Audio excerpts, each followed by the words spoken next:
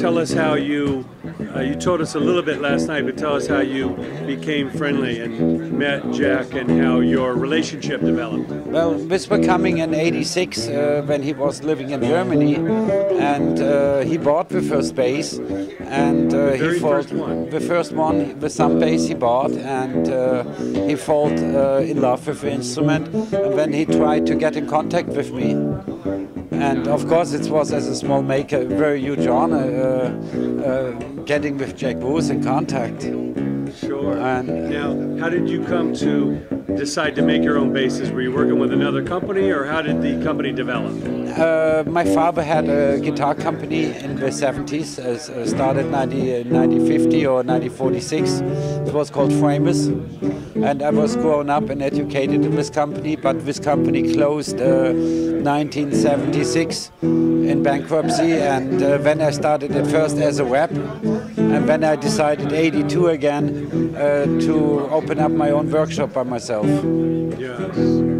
Well, we see an amazing array of great artists that play your instruments, and I would guess, you know, the majority of them play it for the feel of the instrument. And, you know, I see that the company is solar powered. Yeah. Tell us a little bit about your philosophy in running the company. Well, we try to, with all resources we are using and what we are doing, we try to go around carefully as possible, because I think that should be everybody's obligation today, that we consider how we work with the resources we have. And we are very strong involved in that by today.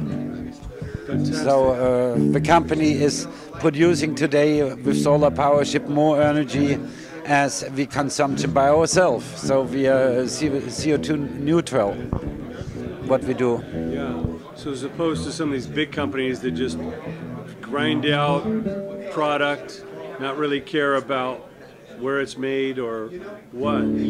Your company has a heart and a soul. That is for us very important, that we take care that all the material which we are buying is FSC approved, and we try really that the whole change of from the start to the end goes in a positive way. Yes. We'd like to talk a little bit about some of your endorsees here.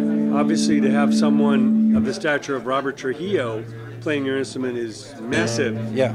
You know, when did you first get involved with Robert, and what does he do for you? We met, I think, 6 or 7 years ago. I met first time Robert, and it was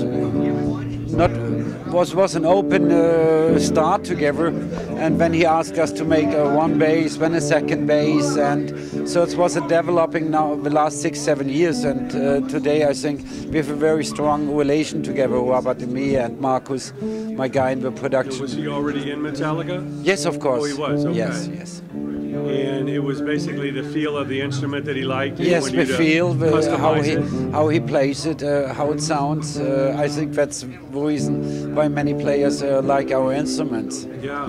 Well, obviously, some of his stature could have any instrument manufacturer in the world throwing gear at him. Yeah. You know, says a lot. You know, talk about some of your other people.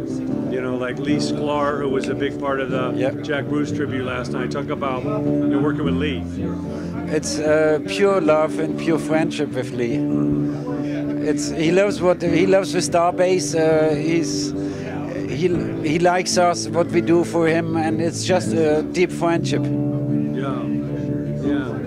Well, what advice do you have to the young players? Because obviously I'm seeing a lot of heart and soul in the company and in these players. You know, money can't buy integrity. You know, what advice do you give to the young players? What do they need to concentrate on, or what kind of mindset or philosophy do they need? Well, I think making an instrument is very similar to make a song. You must love what you do.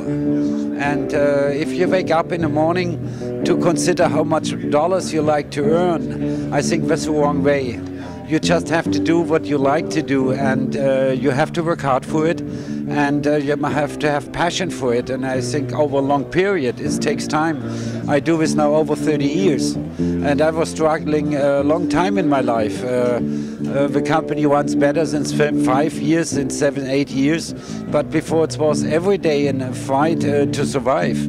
But you have to believe to yourself, and you have to love what you do.